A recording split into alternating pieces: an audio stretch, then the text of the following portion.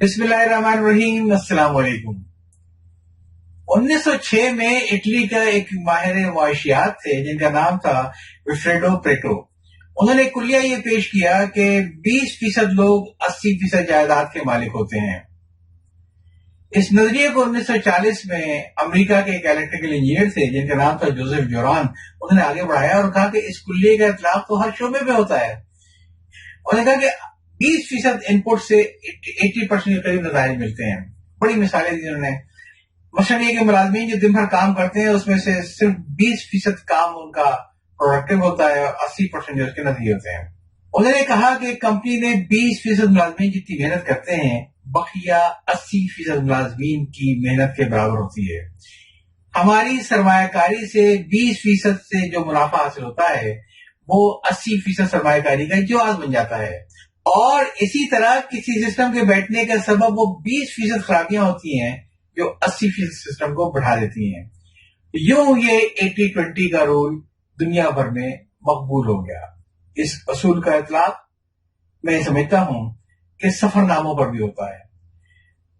میں نے کافی سفر نامے پڑھے، لیکن معلوم یہ ہوا کہ جو بھی سفر نامہ اٹھا کے دیکھ لیں کہ 20% تو وہ اس کی آپ بیتی ہوتی ہے سیاح کی، اور 80% علاقے کی تاریخ، جغرافیہ اور مصنف کی تخیل پرواز ہے جس سے وہ سفر نامے کو دلچسپ بنا دیتا ہے۔ لیکن اس 80% کے لیے اسے سفر کرنے کی کوئی چندہ ضرورت نہ تھی۔ بعض فنکار ایسے بھی ہوتے ہیں جو ان جگہوں کے بھی سفر نامے لکھ دیتے ہیں جہاں وہ کبھی گئے نہیں ہوتے۔ اسے آپ 100% کا اصول سمجھیں۔ سن 2014 کا ذکر ہے کہ میں ان 2 درجن سے زائد لوگوں میں شامل تھا جو اپنے ادارے کی سالانہ بزنس کانفرنس میں شرکت کرنے کے لیے چنگ مائی گئے تھے۔ مجھے معلوم تھا کہ ان میں سے کسی نے بھی کبھی چنگ مائی کا سفر نہیں کیا، بلکہ اکثر نے تو شاید نام بھی نہیں سنے تھے۔ لہذا میں نے روانگی سے 3-4 دن پہلے ان کو اپنا چنگ مائی کا ایک سفر نامہ لکھ کر ای میل کیا۔ بعض لوگ تو اسے پڑھ کر آئے، بعض اپنے موبائل فون میں محفوظ کر کے آئے، اور بعض کے پاس کے پرنٹ آؤٹ سے۔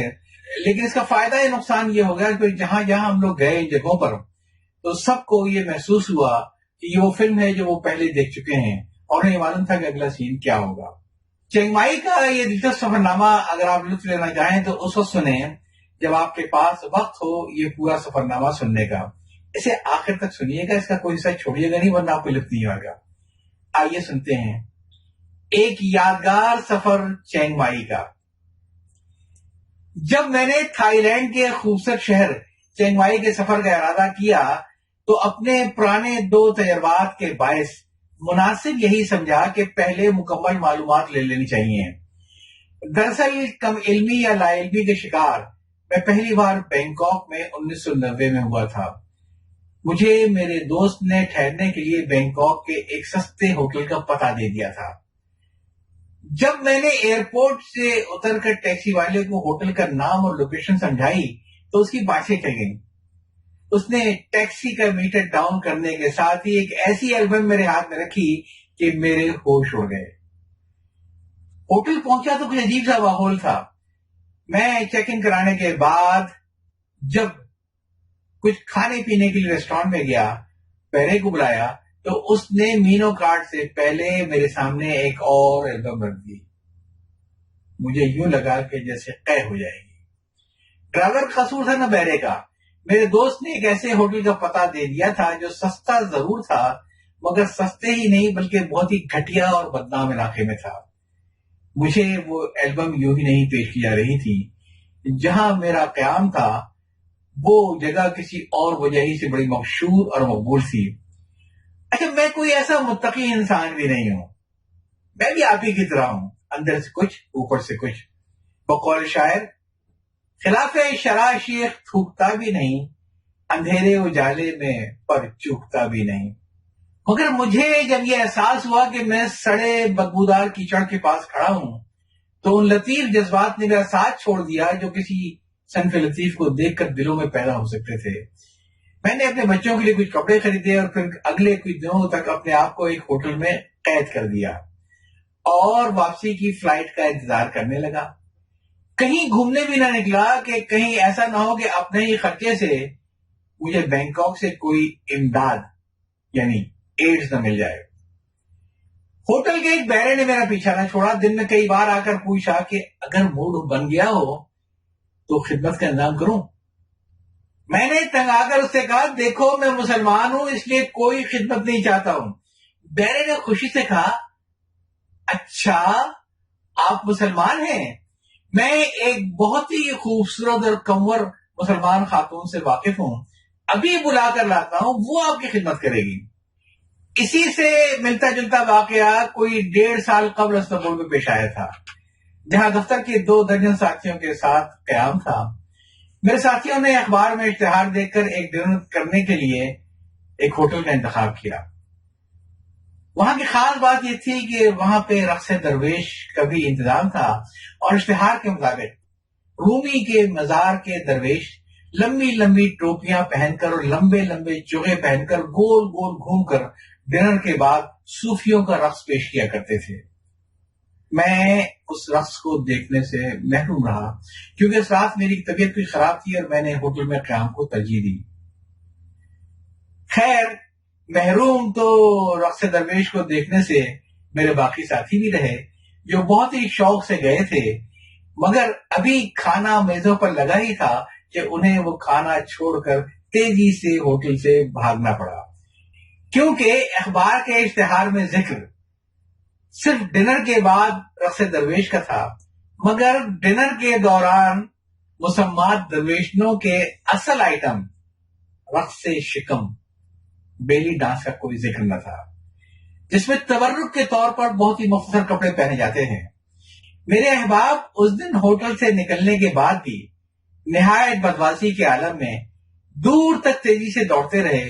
सब एक ही बात सोच रहे थे, आज जो जितना दूर होटल से चला जाएगा वो इतना ही बड़ा नेकूकार कहलाएगा, और जो जितनी सुस्ती दिखाएगा या पीछे मुड़ के देखेगा वो बड़ा रियाकार कहलाएगा। बैरूनी वालिक में सफर करते वक्त मुझे 2 बातें जरूर परेशान करती हैं, खुराक और लिबास। वैसे लिबास ने कभी कभार मुझे खुराक की रहनुमाई में मदद भी की। मसलन एक बार बहरीन के एक होटल में मैं सलाद बार से कोई सलाद निकाल रहा था। एक चीज के बारे में फैसला नहीं कर रहा था कि मशरूम या पनीर, मगर एक बंगाली शेफ ने मुझे शिवानी में देखकर तेजी से मेरे पास आकर कहा, साहब इसको हाथ न लगाना, इसमें खंजीर है। मुझे पहली बार मालूम हुआ कि मुसलमान मुल्क में सुअर कितनी आसानी से बिकता और पकता है। यूं तो बाहर मुल्क लोग बकौल गालिब निस्फ मुसलमान होते हैं, यानी पी तो लेते हैं खाते नहीं।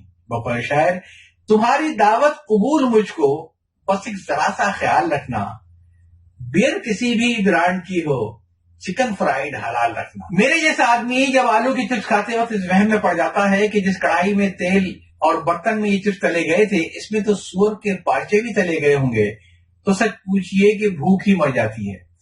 तो खुराक की परेशानी तो बहाल थी, लिबास की मुझे कोई परेशानी नहीं होती। जैसे किसी ने अपने दोस्त से पूछा कि तुम इंग्लैंड गए थे तो अंग्रेजी बोलने में कोई मसला तो नहीं हुआ?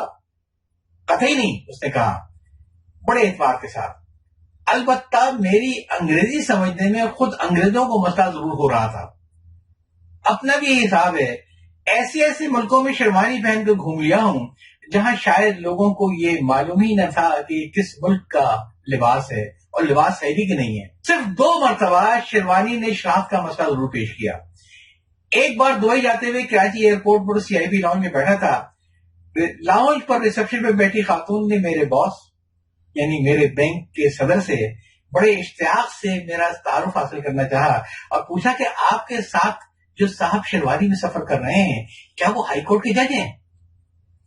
ये मेरे बैंक के सदर की बड़ाई थी कि उन्होंने मुझे उसी वक्त बजाय मेरी शेरवानी के घर वापस नहीं भेज दिया, वरना उस अल्लाह की बंदी ने उस दिन मेरी नौकरी तेल कराने में कोई कसर नहीं छोड़ दी। इसी तरह एक बार गालबन 1995 में मुझे शेरवानी में देखकर एक साहब अपनी सीट छोड़कर मेरे पास आए और पूछा, आपका लिबास, आप हिंदुस्तानी है क्या?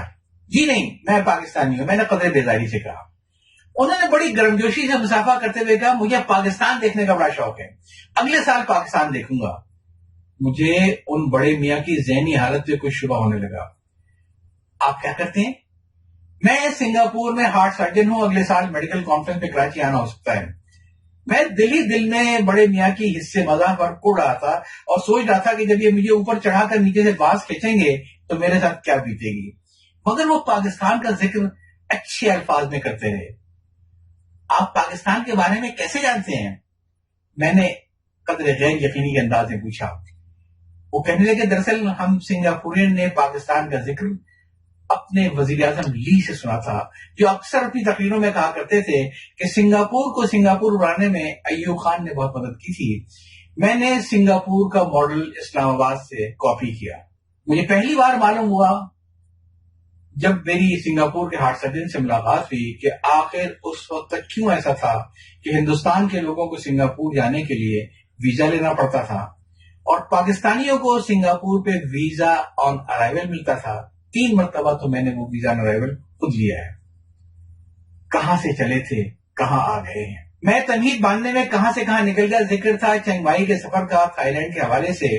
مائی کا لفظ مجھے بڑا غیر رومانی لگا، لیکن میں نے سوچا کہ اس شہر کا اصل نام تو چنگ مائی ہوگا، اور جو بگڑ کر چنگ مائی سے چنگ مائی بن گیا ہے۔ تھائی زبان میں چینگ شہر کو کہتے ہیں اور مائی نئے کو، اس لیے چینگ مائی کا اصل مطلب ہے نیا شہر۔ یہ نیا شہر 1296 عیسوی میں آباد ہوا۔ 1920 تک بینکاک سے 700 کلومیٹر دور اس شہر تک رسائی کا واحد راستہ یا تو دریائے آردوس میں چلنے والی کشتیاں تھیں، ورنہ پہاڑی پگڈنڈیوں پر ہاتھی کا سفر۔ چنانچہ یہ شہر صدیوں تک اپنی ثقافت کو دوسرے علاقوں کے مہموں سے محفوظ رکھنے میں کامیاب رہا۔ مجھے بڑا اشتیاق تھا اس قدیم شہر کو دیکھنے کا، جو کبھی لاہور کی طرح دیواروں اور فاٹکوں سے گرا ہوا ایک بند شہر ہوا کرتا تھا، اور سیام کے زمانے میں ان دیواروں اور فاٹکوں کے آثار ابھی تک کہیں کہیں قدیم شہر میں موجود تھے۔ مجھے بہت انتظار تھا اس شہر کو دیکھنے کا، جسے باشندے مسکراہٹوں کا شہر کہتے تھے۔ ان کا کہنا تھا کہ 3 چیزوں کے بغیر کوئی شخص چنگ مائی کو دیکھنے کا دعویٰ نہیں کر سکتا۔ پہلی بات یہ کہ اسے شہر کا مکمل نظارہ ڈوئی سوتو کی چوٹیوں پر کھڑے ہو کر کرنا ہوگا، جو تقریباً 3500 فٹ اونچی ہیں۔ دوسری بات یہ کہ اسے یہاں کا ایک خاص ڈش یعنی کاؤسوئی کا پیالہ کھانا ہوگا، اور تیسری اور آخری بات یہ کہ بوسانگ سے جا کر چھتری خریدنی ہوگی۔ 3 شرطیں پوری کرنی تھیں مجھے چنگ مائی کا شہر دیکھنے کے لیے۔ جہاز آہستہ آہستہ لینڈ کرنے لگا۔ نیچے زمین کا منظر بہت حسین لگ رہا تھا۔ مجھے معلوم ہو گیا کہ آئندہ چند دن میری زندگی کے حسین ترین یادیں اپنے ساتھ لے کر آنے والے ہیں۔ میں امیگریشن سے فارغ ہوا، باہر نکلا تو ہوٹل کا نمائندہ میرے نام کا کاغذ ہاتھ میں بلند کیے کھڑا تھا۔ میں اس کے ساتھ ہوٹل کی طرف چل پڑا۔ چنگ مائی کا ہوٹل۔ ایئرپورٹ سے ہوٹل کا سفر 20 منٹ میں ختم ہو گیا۔ یہ ہوٹل تو ایئرپورٹ کے قریب ہے، مگر مرکزی شہر سے بہت دور، جسے بار بار دیکھنے کا مجھے اشتیاق تھا۔ مجھے بتایا گیا کہ یہ چنگ مائی کے اچھے ہوٹلوں سے ایک ہے۔ کچھ عرصہ پہلے تک یہ آل سیزن کہلاتا تھا، حال ہی میں اس کی توسیع اور آرائش کے بعد اسے گبس اسٹائلز کا نام دے دیا گیا ہے۔ اس ہوٹل نے مجھے زیادہ متاثر نہیں کیا۔ ہوٹل میں 150 سے زیادہ کمرے تھے، مگر عام ہوٹلوں کے کمروں سے بہت چھوٹے تھے۔ نیا ونگ پش پر تھا اور اس کا ویو صرف اندھیرا اور تاریکی تھی۔ پرانا ونگ ایک بہت ہی مصروف رنگ روڈ پر واقع تھا، جہاں بستر کی چادریں کافی فرمائش کے بعد بدلی جاتی تھی۔ میرے حصے میں جو کمرہ آیا تھا اس میں بجائے وارڈروب کے کونے میں ایک سٹینڈ تھا اور اس پہ کچھ ہینگر لٹکے ہوئے تھے۔ فائبر کی ایک اکلوتی سی کرسی تھی، اگرچہ شوخ رنگوں کا استعمال تھا۔ فرش بھی فارمیکا کا تھا، لیکن وہاں پہ چوٹیاں بہت تھی۔ جب میں نے شکایت کی کہ میرے بستر پہ چوٹیاں کیسے آ گئی تو ہوٹل والوں کا اصرار تھا کہ آپ کے سامان کے ساتھ یہ پاکستان چاہیے ہوں گی، آپ کو ان کے قیام کے چارجز الگ سے دینے ہوں گے کیونکہ آپ نے صرف سنگل کی بکنگ کرائی تھی۔ کہنے کو ہوٹل میں بوفے بریک فاسٹ کا انتظام تھا، مگر نہیں معلوم کہ سروس اتنی خراب اور آہستہ کیوں تھی۔ خدا معلوم اسٹاف اناڑی تھا یا یہ ان کی اسٹریٹجک پلاننگ ایسا تھا کہ اسٹاف خالی ڈشوں کو بھرنے اور استعمال شدہ برتنوں کو میز سے ہٹانے میں کافی وقت لے رہا تھا۔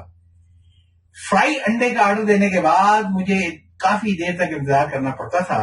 ایک دن میں نے شیف سے پوچھا کہ بھائی اگر زیادہ دیر ہو تو بتا دو، میں جا کر ٹینک فل کرا دوں، اگلے 2 دن سی این جی بند رہے گی۔ اچھی بات یہ تھی کہ ہوٹل میں وائی فائی کا مفت انتظام تھا، مگر خراب بات یہ تھی کہ بہت ہی تھکا ہوا اور سست وائی فائی تھا، غلطی سے کنیکشن مل جائے تو انٹا حفی۔ आईपैड पर इंटरनेट चलाने वालों की हसरत ही रही, लेकिन एक अच्छी बात यह थी कि वो पूरा होटल नॉन स्मोकिंग था, मगर सबसे बड़ा मसला ये था कि वहां से बाहर निकलकर जाना भी बहुत मुश्किल था। हाँ, टुक टुक जो वहां पे रिक्शे का मकामी नाम था मिल जाती थी, मगर वापसी पर लाख टुक टुक वालों को थाई जबान में होटल का छपा हुआ कार्ड या नक्शा दिखाया और 100 बात से ज्यादा किराए की पेशकश की। हालांकि मुश्किल से 40 बात किराया होगा तो कोई जानने को राजी नहीं होता था। यूं सारी बचत किरायों में पूरी हो गई। चिंग माई के साहिल और गोल्फ कोर्स, थोड़ी थकन उतरी तो सोचा कि सैर का आगाज किया जाए। नीचे उतर के स्टाफ से पूछा कि यहाँ नजदीक तरीन तफरीगाह कौन सी है। तफरीगाह से आपकी मुराद? स्टाफ ने दरियाफ्त किया। जैसे साहिल समुंदर वगैरह, मैंने वजाहत की। हम कराची वालों को जब भी तफरीह की सूझती है तो हमेशा समुंदर ही याद आता है। चिंग माई से नजदीक तरीन समुंदर कई 100 किलोमीटर दूर है। स्टाफ ने ज्योग्राफी के बारे में मेरी मालूमात में इजाफा किया। अगर बात यहीं तक महदूद रहती तो सही था, मगर फिर वो मुस्कुराकर बोला, चिंग माई आने के बाद 2 किस्म के लोग सख्त मायूस होते हैं। एक वो जो साहिल पर बदन सेकने आते हैं और दूसरे वो जो उनको वहां देखकर नजर सेकने आते हैं। मगर मैं आपको एक ज्यादा अच्छी जगह बताता हूं। आप ब्लू मून कैमरे में जाकर दिलबिशोरी कर सकते हैं, मगर ख्याल रखिएगा कि चिंग माई के कैमरों में ज्यादातर तीसरी दुनिया की मखलूक आजा की शायरी करती है, जो न हियों में होती है न शियों में। मिस्टर, आप मुझे गलत समझ रहे हैं। कम से कम मेरी दाढ़ी का ख्याल कर लेते। सर, मैंने दाढ़ी देखी है, तभी तो मैं आपको मशवरा दे रहा हूं। मुझे मालूम है दाढ़ी वाले थाईलैंड क्या करने आते हैं, इसीलिए मैं आपको सही जगह का पता बता रहा हूं। खैर, अगर आप तकल्लुफ कर रहे हैं तो कोई बात नहीं, मैं आपको मशवरा दूंगा कि चिंग माई आए हैं तो गोल्फ जरूर खेलें। हमारे छोटे से शहर में 1 दर्जन से ज्यादा खूबसूरत गोल्फ कोर्स हैं। नजदीक तरीन 15 मिनट की ड्राइव पर है और सबसे दूर वाला गोल्फ कोर्स तकरीबन 1 घंटे की ड्राइव पर है। मजे की बात यह है कि इन गोल्फ कोर्सों में खेलने के लिए आपको कुछ भी साथ लेके जाने की जरूरत नहीं है। वहां हर चीज आपको मिल जाएगी। गोल्फ के जूते तक भी वहां मिल जाएंगे। आपको मालूम है, थाईलैंड अपने गोल्फ कोर्सों की वजह से दुनिया भर में मशहूर है। हमारे मुल्क में 250 गोल्फ कोर्सों में सालाना 4 लाख सयाह आकर हमारी मईशत को मजबूत करते हैं। हाँ, मैं जानता हूं, मैंने उस बातूनी स्टाफ की बात काटी।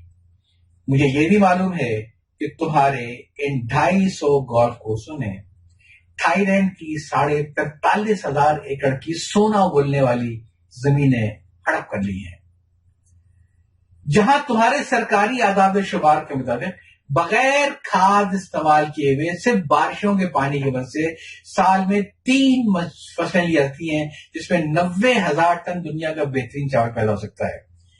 तुम्हारे ये प्यासे गोल्फ कोर्स हर रोज कम से कम 6,500 मुरब्बा मीटर पानी पीते हैं, जो 17 लाख गैलन के बराबर होता है, जिससे तुम्हारे 60,000 देहातों की जरूरत पूरी हो सकती है। तुम्हें मालूम है, पूरी दुनिया में 35,000 गोल्फ कोर्स तकरीबन 2.5 अरब गैलन पानी पीकर अपनी प्यास बुझाते हैं। कितना? 2.5 अरब गैलन पानी। क्या तुम जानते हो 2.5 अरब गैलन पानी कितना होता है? उससे कितने इंसानों की प्यास बुझ सकती है? ये पानी 4.25 अरब लोगों की रोजाना की जरूरियात पूरी कर सकता है। लगता है आप कुछ गोल्फ के बारे में तासुब रखते हैं। क्या आपके मुल्क में गोल्फ खेली नहीं आती? स्टाफ ने पूछा। खेला जाता है। मैंने बताया यही वजह है कि 60 साल कबल आजादी से पहले हमारे मुल्क में लोगों को 5,100 लीटर फी कस पानी मिल रहा था। अब वो घटकर 1,000 गैलन से भी कम रह गया है। बादल आज भी मेरे देश में बरसते हैं, बर्फ आज भी मेरे ग्लेशियर पर पिघलती है, मगर मेरे देश में ज्यादा से ज्यादा 30 दिन पानी का जखीरा करने की गुंजाइश है, जबकि पड़ोसी मुल्क भारत में 220 दिनों के लिए और मिस्र जैसे मुल्क में 1000 दिनों के लिए पानी जखीरा करने की गुंजाइश है। मगर मेरे पॉलिसी सालों को ज्यादा फिक्र इस बात की होती है कि अगर रावल डैम खुश्क हुआ तो इस्लामाबाद के गोल्फ कोर्स को पानी कैसे मिलेगा? पूरे मुल्क में पानी की कमी दूर करने का ठेका उन बेचारों के पास तो नहीं है। वो गौर करके कुड़ते रहें। मैं जरा मसरूफ हूं, आप ये ब्रोशर पढ़िए। उसने मुझे चंद ब्रोशर पकड़ाए और फोटोकॉपियर की तरफ मुड़ गया। चिंग माई की मस्जिदें और हलाल खाने। میری خوش نصیبی تھی کہ ہوٹل کی لابی میں ایک ایسے پاکستانی سے ملاقات ہو گئی جو پہلے کئی بار چنگ مائی آ چکے تھے. اسی دن ان کی لاہور واپسی تھی. کچھ دیر ادھر ادھر کی باتیں کرنے کے بعد میں نے ان سے پوچھا کہ چنگ مائی میں کہیں حلال کھانے بھی ملتے ہیں؟ کیوں نہیں، لیکن اگر آپ کو حلال کھانوں کا اتنا شوق تھا تو بہتر تھا کہ آپ ہوٹل فاروق میں ٹھہرتے. ایسا کرتے ہیں کہ آج جمعہ ہے، چل کر نائٹ بازار کے قریب مسجد ہدایت الاسلام بینوا میں جمعے کی نماز پڑھ لیتے ہیں. یہ 2 میناروں والی مسجد چنگ مائی کی مسجد 19ویں صدی میں تعمیر ہوئی تھی. اس کے ساتھ ایک دینی مدرسہ بھی ہے اور پھر ہر جمعے کو حلال فوڈ کی اسٹریٹ لگتی ہے. آپ کو ہر قسم کے حلال کھانے ایک ہی گلی میں کھانے کو مل جائیں گے. کیا کہا؟ چنگ مائی میں مسجد؟ مجھے حیرت ہوئی. جی اکیلی مسجد نہیں ہے، چنگ مائی میں 16 مسجدیں موجود ہیں. 7 چینیوں نے تعمیر کی تھی، جس میں مسجد تقویٰ سب سے قابل ذکر ہے. ان مساجد میں 13 مسجدوں کو سرکاری طور پر تسلیم کیا جاتا ہے اور ان منظور شدہ مساجد کا امام کا تقرر چنگ مائی کی میونسپلٹی کرتی ہے. خیر ہم دونوں نے مسجد ہدایت الاسلام میں نماز پڑھی. میرا دوست امانت کرے چلا گیا کیونکہ اس کی فلائٹ تھی. میں پھر وہیں بازار میں رک گیا. حلال فوڈ اسٹریٹ کا تجربہ بہت اچھا رہا. کئی جگہ حلال فوڈ نظر آئے جس سے زیادہ تر ابایا اور اسکارف میں مربوط مسلمان خواتین مختلف قسم کی حلال تھائی اور چائنیز ڈشیں بنا کر فروخت کر رہی تھی. مجھے چند چیزوں کے نام بڑے مانوس سے لگے جیسے سموسا روٹی، مگر چنگ مائی کی روٹی ہماری روٹی سے ذرا مختلف تھی. ڈوسے کی طرح اسے پہلے توے پر پھیلا کر انڈا پھینک کر رکھا جاتا ہے، پھر کیلے کے قطلے اس انڈے کے آمیزے میں ملا کر پراٹھے کی طرح تل لیے جاتے ہیں اور روٹی کا نام دے دیا جاتا ہے. اسے کھا کر آپ کو پین کیک کا مزہ آئے گا. بندروں کی پرواز. میں نے اگلا دن بندروں کی پرواز یعنی دی فلائٹ آف گیون کے لیے محفوظ رکھا تھا، جو چنگ مائی کی ایک خاص تفریح ہے. اس کا انتظام ٹری ٹاپ ایشیا نامی کمپنی کرتی ہے. دیکھنے میں آیا ہے کہ لوگ تفریح کی خاطر قدرتی ماحول کو بری طرح برباد کر دیتے ہیں. کھیتوں اور قدرتی باغات کو کاٹ کر فارم ہاؤس میں مشینی جھولے لگا دیے جاتے ہیں. رات کو بھی وہاں کرکٹ اور میوزیکل پروگرام کیے جاتے ہیں اور فطری حسن کا چہرہ مسخ ہو جاتا ہے. لیکن چنگ مائی میں فلائٹ آف گیون کا معاملہ ذرا مختلف ہے. اس کمپنی نے 7 کلومیٹر سے زیادہ طویل زپ لائن پر 50,000 سے زیادہ شجرکاری کی. ساتھ ہی ساتھ شکاریوں کے ہاتھوں معدوم ہوتی بھی گبون بندروں کی افزائش نسل اور آبادکاری کی خدمات بھی دی. یہ 1,500 سال پرانے برساتی جنگل میں 700 کلومیٹر طویل زپ لائن کا سفر تھا. اس بارانی جنگل میں ہر وقت ٹھنڈی ہوا چلتی رہتی ہے. درجہ حرارت 18 درجے سے کم ہی ہوتا ہے. یہ تفریح نسبتاً مہنگی ہے، مگر میں نے 3600 بات کا ایک پیکج کا انتخاب کیا جس کا کل دورانیہ 7 گھنٹے کا تھا. اس میں ہوٹل سے جنگل تک ایئر کنڈیشن گاڑی میں 1.25 گھنٹے کا سفر، کافی، اسنیکس، چائے اور کھانے سب شامل تھے. جب ہم جنگل پہنچے تو وہاں اس دن کافی سیاح پہلے سے موجود تھے. سب سے پہلے ہم لوگوں کو حفاظتی اقدامات پر بریفنگ دی گئی. مختلف قسم کی بیلٹ اور ہک لگانے کا طریقہ اور کھولنے کا طریقہ سمجھایا گیا اور ہمیں بتایا گیا کہ ہر 9 سیاح کے ساتھ کم سے کم 2 فارسٹ رینجر ضرور ہوں گے جو ہم لوگوں کو گائیڈ کریں گے. 33 پلیٹ فارم اور 2 رسوں کے معلق پلوں کو کیسے عبور کیا جائے. ان مراحل سے گزرنے کے بعد جو سفر شروع ہوا اس کا لطف الفاظ میں بیان کرنا مشکل ہے. بندروں کی مانند ایک چوٹی سے دوسری چوٹی تک تار کے رستے پر تیزی سے سفر، جب آپ تیزی سے درختوں کے اوپر پرواز کر رہے ہوں اور کہیں کہیں آپ کو اصلی گبون نسل کے بندر بھی آپ کو آپ کی ماہرانہ بندرانہ صلاحیتوں کی داد دے رہے ہوں تو کچھ انوکھا ہی لطف محسوس ہوتا ہے. یہ زپ لائن جنگل سے 100 فٹ اوپر گزرتی تھی، چنانچہ لوگ ٹارزن کی طرح نہ صرف ایک جنگل اور چشموں کے اوپر سے نظارہ کرتے ہیں بلکہ وہ اپنے پیروں کے نیچے آبشار اور جھرنوں کا تالابوں میں گرنے کا نظارہ بھی کرتے ہیں. اس سفر میں کئی جگہ ایک پلیٹ فارم سے دوسرے پلیٹ فارم کے درمیان جنگل میں پیدل کا سفر بھی شامل تھا. مختصر الفاظ میں بندروں کی پرواز ایک ایسا تجربہ تھا جو محسوس تو کیا سکتا ہے مگر الفاظ میں بیان نہیں کیا سکتا. چنگ مائی کی نائٹ سفاری. کوئی چنگ مائی جائے اور وہاں کی مشہور سفاری نہ کرے، یہ کیسے ممکن ہے؟ یہ سفاری چنگ مائی کے سٹی سینٹر سے تقریباً 10 کلومیٹر دور 819 ایکڑ رقبے پر موجود ہے. اس سفاری میں 400 سے زیادہ جانور موجود ہیں. اس سفاری کو 3 حصوں میں تقسیم کیا گیا ہے. اس لیے سفاری کے لیے دن اور رات دونوں کے الگ الگ پروگرام ہوتے ہیں. دونوں کا ٹکٹ الگ الگ 800 بات تھا. میں نے نائٹ سفاری کا انتخاب کیا جو شام 6 بجے سے شروع ہوتی ہے. میرا فیصلہ درست نکلا. یہ ایک بہت بڑا اوپن چڑیا گھر تھا. اس میں 3 حصے میں سے 2 حصے لوگوں کے لیے کھلے ہوئے تھے. میں ایک کھلی ہوئی ٹرام میں سوار ہو گیا اور ٹرام آہستہ آہستہ محو ہو گئی. ایک گائیڈ ہم لوگوں کو راستے میں انگریزی زبان میں گائیڈ کر رہا تھا. جانوروں کے گول تاریک راہوں میں گھوم رہے تھے جن کی نشاندہی کے لیے سرچ لائٹ سے ان پر روشنی کی جاتی تھی. درندے اور قدر خونخوار جانور تو سفاری میں راستے کے ساتھ ساتھ خاردار تاروں کے عقب میں چل رہے تھے، مگر معصوم جانور جو تھے وہ تو ٹرام کے ساتھ چل رہے تھے. ٹرام کے اندر منہ ڈال کر مسافروں سے پھل اور دیگر خوراک لے کر کھا رہے تھے. کئی قسم کی ایکٹیویٹی کا اس سفاری میں انتظام تھا، جس میں کیمرے شو بھی ہو رہا تھا. اس سفاری کی خاص بات وہ حسین لیزر شو تھا جس کے ساتھ فواروں میں پانی کا رقص کر رہے تھے. میں نے کچھ سووینیر خریدے. ایک حسین رات ختم ہوئی اور اپنے ہوٹل واپس آ گیا. جھومتے ہاتھیوں اور گھومتی ندی کا سفر.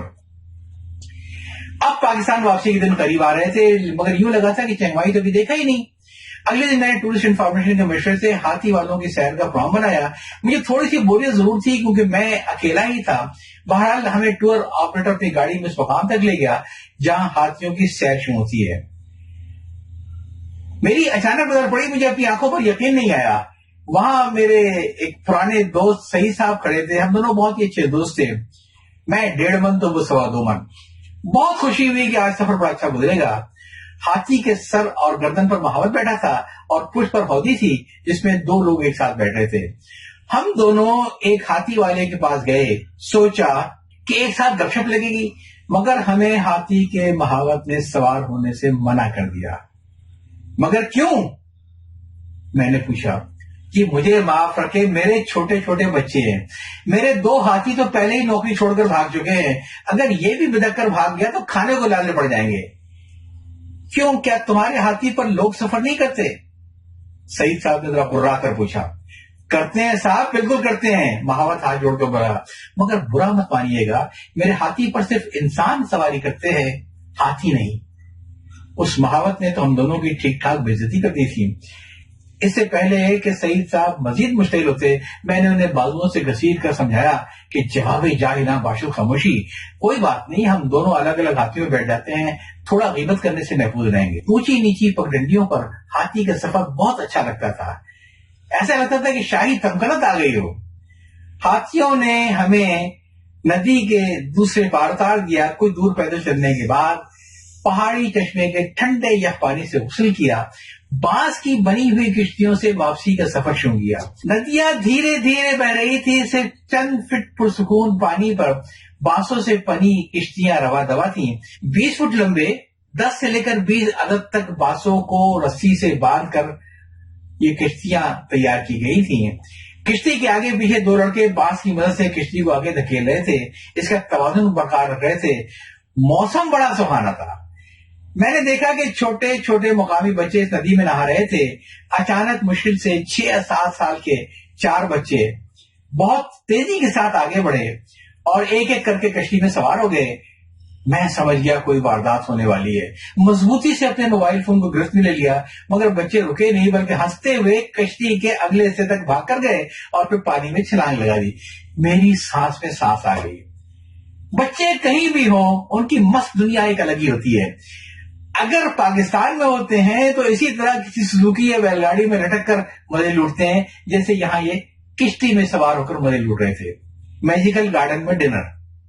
دراصل جب میں نے سفر نامہ لکھا تھا اس وقت میں ویجیٹیرین ہوا کرتا تھا، لیکن میں بعد میں پھر عمر گزرنے کے بعد نان ویجیٹیرین ہو گیا. خیر، تو میرے ایک پرانے باس اکثر کہا کرتے تھے کہ فاروقی صرف سبزیاں کھاتا ہے. میں صرف وہی کچھ کھاتا ہوں جو سبزیاں کھاتے ہوں. ان کی اس بات کی گواہی تو میں بھی دوں گا. مجھے بھی تقریباً وہ کھا ہی گئے تھے، لیکن اللہ نے بڑا کرم کیا کہ مجھے دوسری نوکری مل گئی اس سے پہلے کہ وہ مجھے کھا جاتے. خیر، جب میں نے چینگ مائی میں ویجیٹیرین کھانوں کی تلاش شروع کی تو مجھے جو کھیت میں سوی چائے روڈ پر میجیکل گارڈن کا پتہ بتایا گیا جو ایک اچھا تجربہ رہا. یہ ہوٹل کھلے ہوئے بھی 1 سال بھی نہیں ہوا تھا. یہاں کے ویجیٹیرین کھانوں کا جواب نہیں. مجھے سب سے زیادہ 3 قسم کے خمس پسند آئے جنہیں گاجر اور کھیرے کی قاشوں کے ساتھ پیش کیا گیا. خمس بنیادی طور پر عربوں کی ڈش ہے، مگر اس ہوٹل کے خمس کسی بھی لبنانی ہوٹل کے خمس سے کم نہیں تھے. اس ریسٹورانٹ کو منتخب کرنے کا فیصلہ میں نے اس لیے بھی کیا کہ اسے वहां का एक रिफाई इदारा मेडिकल लाइट फाउंडेशन चला रहा है। इसकी रेस्टोरेंट की आमदनी चिंग माई और बर्मा के 1 दर्जन से ज्यादा स्कूलों पर खर्च की जाती है। इस फाउंडेशन के कई समाजी प्रोग्राम भी चल रहे हैं, जिसमें एक प्रोग्राम ये भी है कि जो लोग चंदा देते हैं तो उसे यतीम खानों को लंच बॉक्स तक पहुंचाते हैं।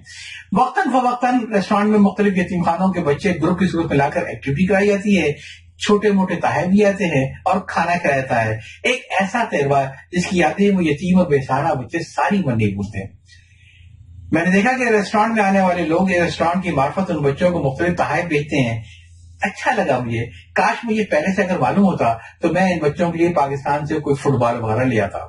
कोई बात नहीं, अगली बार आऊंगा तो ले आऊंगा। हर पाकिस्तानी की तरह मैंने भी इस मौजू को हमेशा के लिए बढ़ाने के लिए दिल में इंशाल्लाह पढ़ लिया। वान तोआई का सफर। वान तोआई चिंग माई से बाहर एक छोटे से कस्बे होंगडेंग में वाक़ था। होटल से तकरीबन 20 किलोमीटर के फासले पर। यहां तक पहुंचने में मुझे तकरीबन पौना घंटा लग गए। अगर मैं कहूं तो गलत ना होगा कि वान तोआई दरअसल चिंग माई का चिन्होट था। यहाँ लकड़ी के एक से एक उम्दा कारीगर पाए जाते हैं। न सिर्फ ये कि उम्दा लकड़ी का फर्नीचर और मुजस्समे तैयार करते हैं, बल्कि लकड़ी के बहुत अच्छे सुवेनियर भी तैयार होते हैं जो आपको हमेशा चिंग माई की याद दिलाएंगे।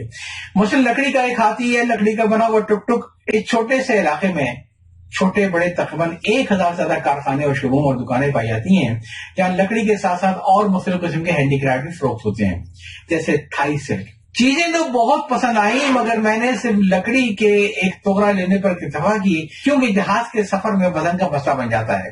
वैसे भी चूंकि वान तोआई में सयाह खरीदारी करने आते हैं, लिहाजा यहाँ के दुकानदार कीमतें बहुत ज्यादा बताते हैं। जब आप उसे छोड़कर अगली दुकान पर जाना चाहें तो वो आपके पीछे पड़ जाएंगे। आप बताएं आप क्या देंगे। मुझे लोगों ने बताया था कि आसान सा फार्मूला है कि वान तोआई का दुकानदार जो कीमत तुम्हें बताए तुम 40% कम करके कीमत पेश करना। उम्मीद है वो 25% कीमत तुम्हें कम कर देगा। मुझे इस किस्म के मोल भाव में बड़ी घबराहट होती है। क्या पता जितना मर्जी मैं मोल भाव करके कीमत कम करवा लूं, दुकानदार मुझे फिर भी चूना लगा दे। वान तोआई के इलाके के साथ ही बांसवान का इलाका है, जहाँ सेरामिक और बर्तन की शोर ज्यादा है। यहाँ का 700 साल कदीम फन है। इन सेरामिक को फरोख्त करने के लिए बड़े मखसूस अंदाज से सजाया जाता है। और चाय की केतलियों को न सिर्फ लोग एक आर्ट के शाहकार की तरह बनाते हैं, बल्कि फरोख्त के लिए इनका डिस्प्ले जिस भारत से होता है वो सिर्फ चिंग माई में जाता है। बोरसांग की छतरियां। बोरसांग की शोरा अफकार छतरियां देखने और खरीदने का भी शौक था। बोरसांग पहुंचने के लिए पहली बार सांगथ्यू का सफर किया, जो चिंग माई के लोगों में बहुत मकबूल है। सांग थाई जबान में 2 कतारों को कहते हैं। ये दरअसल सुर्ख रंग की वो बड़ी पिकअप हैं जिनकी बॉडी में आमने सामने 2 सीटें लगा दी जाती हैं। चिंग माई में इन दोनों सीटों के दरमियान तीसरी सीट लगाकर मजीद गुंजाइश पैदा की जाती है, मगर तीसरी सीट के बावजूद भी लोग इसे सांगथ्यू यानी 2 सीटर ही कहते हैं। इस हसीन छतरियों को बनाने का फन सौरण के चंद मखसूस खानदानों के अफराद तक महदूद है, जो नस्ल दर नस्ल यही काम करती आ रही हैं। कहते हैं कि इनके आबा और अजदाद बर्मा से फन सीख कर आए थे। ये छतरियां दरअसल आर्ट का शाहकार होती हैं। आप कभी बारिश में से इस्तेमाल नहीं कर सकते, क्योंकि ये छतरियां बांस की तीली और चावल के कागज से तैयार की जाती हैं, और इसका सही इस्तेमाल ड्राइंग रूम में सजावट है। चिंग माई से वापसी। मैं होटल की लॉबी में बैठा सोच रहा था कि आज कहां जाया जाए। कितना अच्छा होता कि आज किसी का साथ मिल जाए और दिन अच्छा गुजरे। काश मैंने उस वक्त कोई और दुआ मांगी होती। कबूलियत ही खड़ी थी। होटल की लॉबी में तमाम कुर्सियां भरी हुई थी, सिवाय मेरी साथ वाली कुर्सी के। अचानक किसी ने बड़ी शुस्ता उर्दू में मुझसे पूछा, अगर ये कुर्सी खाली हो तो क्या मैं बैठ सकती हूं? मैंने देखा साड़ी में मलबूस, दराज गेसू, दराज कद एक हिंदुस्तानी दोशीजा खड़ी मुझसे मुस्कुराकर पूछ रही थी। हाँ, क्यों नहीं, आप तशरीफ रखिए। फिर मेरे कंधों पर हाथ रखकर कहा, कॉफी पी ले। मैं हड़बड़ाकर उठ खड़ा हुआ। मेरे इर्द गिर्द का मंजर बदल चुका था। मैंने ये देखा कि मैं चिंग माई के होटल में नहीं, बल्कि अपनी स्टडी ही में इजी चेयर पर सो रहा था। साथ की मेज पर कॉफी का मग रखा था, और सबसे भयानक बात यह थी कि मैंने देखा कि उस हिंदुस्तानी दोशीदा की जगह میری آنکھوں میں آنکھیں ڈالے میری بیگم کھڑی تھی جو یہ کہہ رہی تھی کہ کافی پی لیجیے ورنہ ٹھنڈی ہو جائے گی۔ تو کیا یہ سب کچھ خواب تھا؟ میں نے مایوسی سے دل میں سوچا، کیا مجھے یہی تعبیر ملنی تھی؟ میں نے اپنی بیگم پہ نظر ڈالی، مجھے سب یاد آ گیا۔ میں ابھی تک کراچی میں ہوں، چینگ مائی جانے میں تو ابھی پورے 4 دن باقی ہیں۔ پھر یہ جو کچھ میں چینگ مائی کے بارے میں دیکھ رہا تھا وہ سب کیا تھا؟ میں نے لمبی سانس لے کر سوچا، مگر اتنا تفصیلی خواب اور چینگ مائی کے وہ نظارے یہ سب کہاں سے آئے؟ یوں تو میں درجن پر زیادہ ملکوں میں جا چکا ہوں اور کئی ملکوں میں تو کئی بار گیا ہوں، مگر چینگ مائی تو زندگی میں کبھی گیا ہی نہیں تھا۔ میں سمجھ گیا یہ سب اسی کمبخت گوگل کا کیا دھرا ہے جس نے مجھے بدنام کر رکھا ہے۔ میرے دوست مجھ سے کہتے ہیں کہ بھائی سمجھ میں نہیں آتا آپ کی گفتگو میں گوگلیات زیادہ ہوتی ہیں یا گولیات زیادہ ہوتی ہیں۔ سب سے زیادہ میری بیگم گوگل سے چڑھتی ہیں۔ پچھلے ہفتے کہنے لگی، گوگل چھوڑے میری بات سنیں، سارے بل آ چکے ہیں، کیا کرنا ہے؟ آخر نکاح آپ نے مجھ سے پڑھوایا، گوگل سے نہیں پڑھوایا۔ وہ مجھے خاموش دیکھ کر بولے ہی جا رہی تھی مگر میں خاموش ہی رہا۔ اس سے تو اچھا تھا کہ آپ مجھ پر سبق لے آتے، کم سے کم صبر تو آ جاتا۔ پیشکش کا شکریہ مگر تم نے بہت دیر کر دی۔ اب تو ہم عمر کے اس حصے میں داخل ہو چکے ہیں جہاں بقول شخص سے میاں بیوی اپنی عادتوں کے ساتھ ساتھ اپنی شکل سے بھی بھائی بہن لگنے لگتے ہیں۔ میں نے کمپیوٹر سے نظر اٹھائے بغیر جواب دیا، کاش میں خود ہی گوگل ہوتی، آپ مجھے تھوڑا سا وقت دے دیتے۔ بیگم روحانسی ہو گئی، میں تیار ہوں تمہیں گوگل کی طرح سرچ کرنے کے لیے۔ میں نے پہلی بار مانیٹر سے نظر اٹھا کر اپنی بیگم پر ڈالی، مگر گوگل بننے کے لیے تمہیں میرے لیپ ٹاپ پر آنا ہوگا۔ میں نے بہت ہی متانت، سنجیدگی اور بردباری سے کہا، مگر میری بیگم تو بھڑکی اٹھی، بات سنیں، آپ 60 کے ہونے کو آئے ہیں لیکن بالکل ہی سٹ آ چکے ہیں۔